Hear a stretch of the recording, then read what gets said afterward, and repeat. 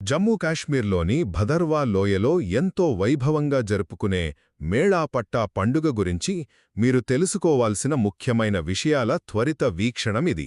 16వ శతాబ్దం నుంచి వస్తున్న ఈ అద్భుతమైన పండుగ వాసుకీనాగ్ అనే సర్పదేవతకు అంకితమివ్వడమే కాకుండా విభిన్న సంస్కృతుల కలయికకు ఒక సజీవ సాక్ష్యంగా నిలుస్తోంది.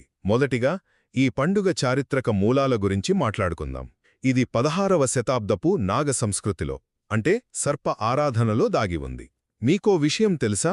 అప్పట్లో మొఘల్ చక్రవర్తి అక్బర్ మరియు స్థానిక భదర్వారాజు నాగ్పాల్ మధ్య జరిగిన ఒక సాధారణ సమావేశం కేవలం ఒక రాజకీయ ఒప్పందంగా మిగిలిపోలేదు.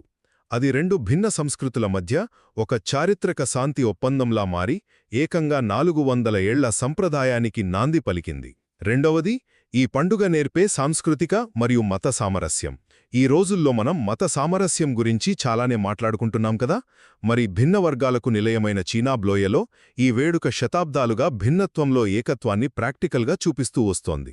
చివరగా ఈ పండుగలోని ప్రధాన ఆకర్షణ అయిన డిక్కో నృత్యం. ఏ గొప్ప వేడుకకైనా ఒక ప్రత్యేకమైన రిథం ఉంటుంది కదా.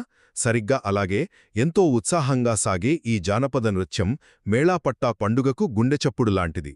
ఇది అక్కడ ఉన్నవారి ఉత్సాహాన్ని అమాంతం పెంచేస్తోంది. సంక్షిప్తంగా చెప్పాలంటే మేళాపట్టా అనేది కేవలం ఒక సాధారణ పండుగ మాత్రమే కాదు, ఇది జమ్మూ కాశ్మీర్ ప్రజల ఐక్యతకు, వారి చారిత్రక స్నేహానికి ఒక అద్భుతమైన ప్రతీక.